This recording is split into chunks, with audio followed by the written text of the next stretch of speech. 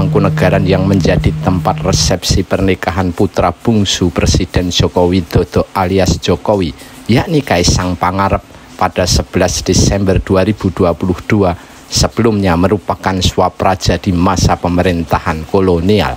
Ketika Indonesia merdeka, Mangkunegaran bersama Kasunanan Surakarta menyatakan bergabung dengan Negara Republik Indonesia.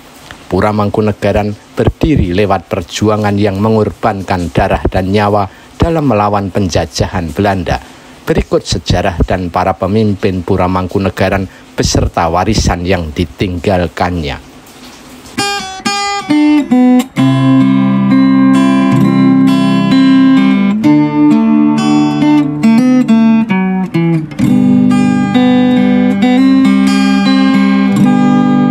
Pura Mangkunegaran didirikan oleh putra Arya Mangkunegara, yakni Raden Mas Said.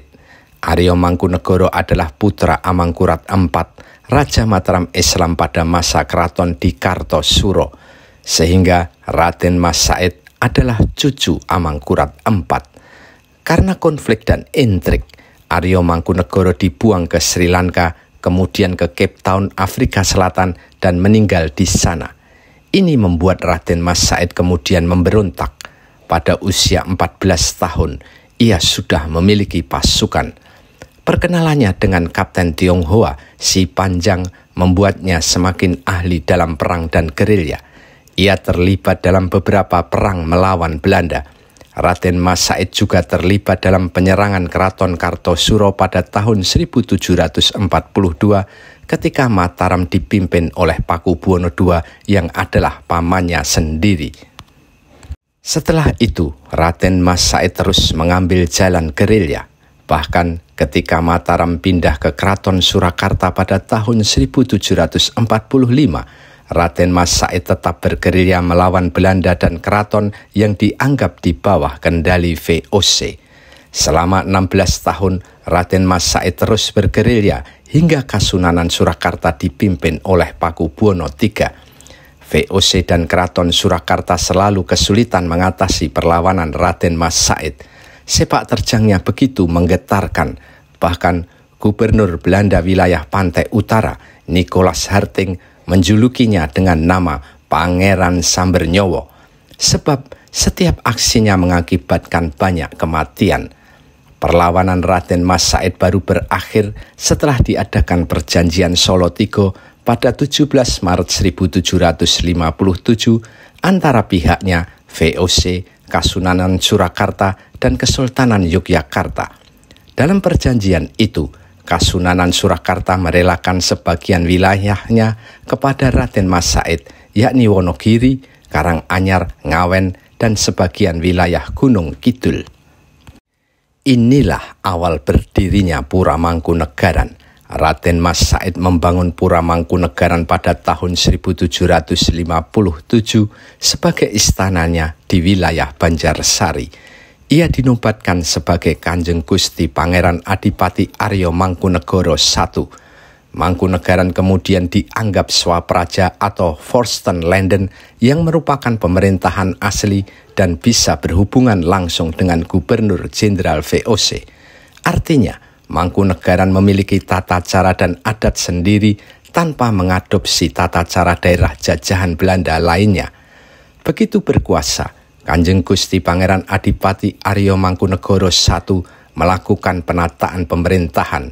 Ia juga meletakkan prinsip Tridharma, semacam kontrak politik yang harus dilestarikan. Isi Tridharma adalah 1. Mulat Sariro Hangroso Wani, yang artinya mengenal diri dan berani introspeksi diri. 2. Rumongso Melu Handar Beni, yang artinya semua harus ikut memiliki. 3. Melu Hangrung Kepi, yakni semua harus ikut aktif menjaga, melestarikan, dan mempertahankan Mangkunegaran. Pura Mangkunegaran kemudian tumbuh menjadi kadipaten yang disegani. Bahkan Mangkunegara I tak ubahnya raja ketiga di Jawa setelah Pakubuwono dan Hamengkubuwono. VOC pun tak bisa memungkirinya dan menghormati serta memperlakukan Mangkunegara I sebagai raja ketiga. Mangkunegoro I berkuasa dari tahun 1757 sampai 1795. Setelah struktur pemerintahan dirintis Mangkunegoro I, penerusnya Mangkunegoro II fokus memperkuat angkatan perang Pura Mangkunegaran. Mangkunegoro II merupakan cucu Mangkunegoro I yang dikenal pemimpin visioner. Mangkunegoro II berkuasa dari tahun 1796 sampai 1835. Di masa kekuasaannya, ia membuat gebrakan di bidang pertahanan yang menggetarkan dengan membangun pasukan modern pertama di Jawa bahkan Asia Tenggara pada tahun 1808. Pasukan inilah yang diberi nama Legiun Mangkunegaran. Pasukan ini meniru Grande Army milik Prancis di bawah Napoleon Bonaparte. Sejak 29 Juli 1808, Legiun Mangkunegaran dimasukkan ke dalam tentara gabungan Prancis Belanda Jawa. Tugas utama mereka adalah melawan Inggris yang bersaing dengan Prancis dalam ekspansi internasionalnya. Legiun Mangkunegaran memiliki 800 tentara infanteri, 100 jaggers, 200 kavaleri, dan 50 artileri. Mereka terlibat melawan kehadiran Inggris ke Jawa pada tahun 1811. Namun, Inggris akhirnya tampil sebagai pemenang. Legiun Mangkunegaran pernah ikut bersama pasukan Inggris dan Sepoy untuk menyerbu Keraton Yogyakarta pada Juni 1812 yang disebut Geger Sepehi. Setelah Mangkunegoro II wafat pada tahun 1836, Legiun Mangkunegaran tetap eksis dan berkiprah dalam beberapa perang. Legiun Mangkunegaran pernah menyerang Kesultanan Aceh pada tahun 1873, menumpas bajak laut di Bangka pada tahun 1919 sampai 1920, melawan radikalisme agama dan melawan kehadiran Jepang ke Indonesia pada tahun 1942. Legiun Mangkunegaran menjadi legasi Mangkunegoro II dan baru dibubarkan pada tahun 1950. Setelah ia wafat, Bendoro Raden Mas Sarengat diangkat menjadi Mangkunegoro III. Ia merupakan cucu Mangkunegoro II, berkuasa sejak tahun 1835 sampai 1853. Begitu bertahta, Mangkunegoro III menghadapi tantangan berat, yakni memperbaiki situasi pasca perang berupa hancurnya perekonomian. Ia mengubah pemerintahan Mangkunegaran dari bercorak militer ke corak sipil. Mangkunegoro III berhasil meningkatkan perekonomian Mangkunegaran sehingga minatnya di bidang kebudayaan pun ikut berkembang, terutama wayang purwo. Minatnya terhadap seni dan kebudayaan itu kemudian menjadi ciri khas Pura Mangkunegaran dan diikuti para penerusnya. Tahtanya kemudian dilanjutkan oleh Raden Mas Sudiro sebagai Mangkunegoro IV. Ia berkuasa dari tahun 1853 sampai 1881. Memiliki pendidikan modern dan luas, Mangkunegoro IV mampu membangkitkan Pura Mangkunegaran. Pemerintahan Mangkunegoro IV melahirkan tonggak sejarah signifikan. Ia mendirikan pabrik gula Colomadu dan Tasik Madu. Perekonomian pun semakin maju dan di masa ini Pura Mangkunegaran mengalami masa kejayaannya. Pemerintahannya dikenal sebagai peletak dasar ekonomi perkebunan modern di Jawa. Tak hanya pabrik gula, Mangkunegoro IV juga mendirikan pabrik pengolahan nila atau indigo. Ia juga mengembangkan tanaman kina dan teh. Mangkunegoro IV juga mendirikan kantor pos yang layanannya menjangkau Belanda. Pada tahun 1876, ia membuka layanan telegram. Untuk menjaga ketertiban dan keamanan, ia membentuk satuan kepolisian. Selain itu, ia membentuk margatama yang bertugas membangun infrastruktur seperti jalan, tanggul, jembatan, dan sebagainya. Projo Mangkunegaran pun menjadi kota maju dan berkembang di masa Mangkunegoro IV. utusan Kementerian Pendidikan Prancis Desailly Charnay sampai menyebut Mangkunegoro IV sebagai raja terkaya di Jawa. Penerusnya, Mangkunegoro V berkuasa dari tahun 1881 sampai 1896. Ia menghadapi situasi ekonomi yang berat karena harga tebu anjlok. Anggaran Pura Mangkunegaran sempat defisit hingga utang membengkak. Namun di bidang kebudayaan, ia membuat gebrakan. Mangkunegoro V yang suka seni mengizinkan seorang Tionghoa, Gan Kang, untuk mementaskan wayang orang di luar keraton, yakni di Sriwedari. Sejak itu, wayang orang bisa disaksikan rakyat di Sriwedari hingga kini. Setelah Mangkunegoro V wafat, adiknya Raden Mas Suyitno dinobatkan sebagai Kanjeng Gusti Pangeran Adipati Aryo Mangkunegoro VI pada tahun 1896. Ia mengundurkan diri pada tahun 1916. Mewarisi utang kakaknya, Mangkunegoro VI fokus pada masalah keuangan dan perekonomian. Usahanya sukses mengangkat perekonomian dan utang Mangkunegaran bisa dilunasi. Gebrakan lain, Mangkunegoro VI mempelopori rambut pendek untuk laki-laki. Selain itu, pertemuan di Mangkunegaran tak perlu duduk di lantai tapi di kursi. Sembah sungkem kepada atasan juga cukup 3 kali, tidak beberapa kali seperti sebelumnya. Ia juga membebaskan kerabat Pura Mangkunegaran dalam memeluk agama. Keputusan yang cukup sensitif adalah ia memutus ikatan dengan Kasunanan Surakarta yang mewajibkan Mangkunegoro harus menghadap setiap persidangan kerajaan, sehingga Mangkunegaran selain semakin otonom juga semakin menjadi pesaing serius Kasunanan Surakarta dalam memperebutkan hegemoni kebudayaan di Jawa.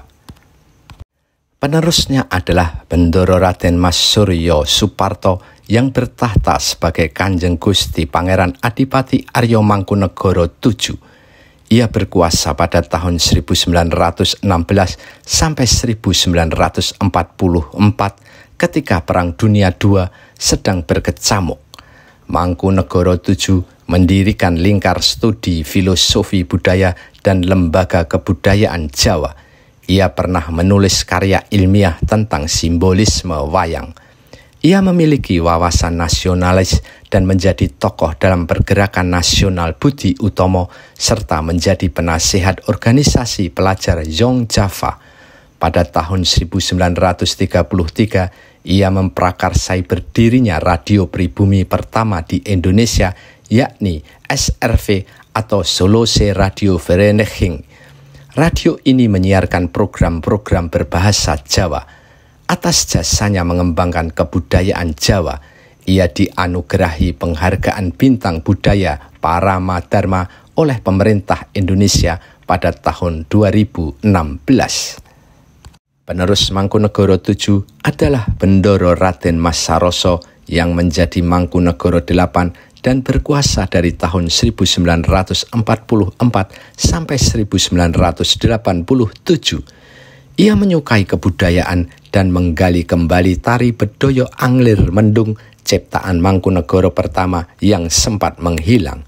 Selain itu, ia juga menciptakan tari Gambyong Retno Kusumo. Berkuasa saat Indonesia dalam peralihan dari pemerintahan kolonial ke era kemerdekaan, Mangkunegoro VIII melakukan tindakan yang bersejarah. Bersama Susuhunan Pakubuwono XII pada tanggal 18 Agustus 1945, mereka mengirim telegram kepada Presiden Soekarno memberi ucapan selamat atas kemerdekaan Indonesia.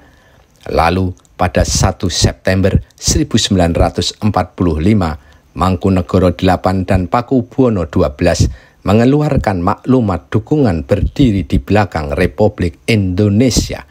Tindakan serupa kemudian disusul oleh Kesultanan Yogyakarta dan Paku Alam yang mengeluarkan maklumat penggabungan diri ke dalam NKRI pada 5 September 1945. Bersama Kasunanan Surakarta, Projo Mangkunegaran sempat mendapat status istimewa dalam daerah istimewa Surakarta. Namun, karena konflik sosial, keistimewaan Surakarta dibekukan sementara berdasarkan peraturan Presiden nomor 16/SD tahun 1946. Lalu, melalui surat keputusan Menteri Dalam Negeri nomor FX3-13-13-1950 tertanggal 3 Maret 1950, pemerintahan Kasunanan dan Mangkunegaran dibekukan. Tahta Mangkunegoro 8 diteruskan oleh putranya Gusti Pangeran Haryo Sujiwo Kusumo bergelar Kanjeng Gusti Pangeran Adipati Aryo Mangkunegoro IX. Ia wafat pada 13 Agustus 2021. Ia merupakan Mangkunegoro yang pertama kali dinobatkan di masa Indonesia merdeka ketika Pura Mangkunegaran sudah tak punya otonomi pemerintahan seperti dulu. Dalam kepemimpinannya, Mangkunegoro IX fokus mengembangkan Pura Mangkunegaran sebagai pusat kesenian dan kebudayaan Jawa, sehingga Pura Mangkunegaran sering mempertunjukkan kesenian Mangkunegaran seperti tari, wayang kulit, fragmen, dan sebagainya. Ia menikah dengan putri Presiden Republik Indonesia pertama Insinyur Soekarno, yakni Sukmawati Soekarno Putri.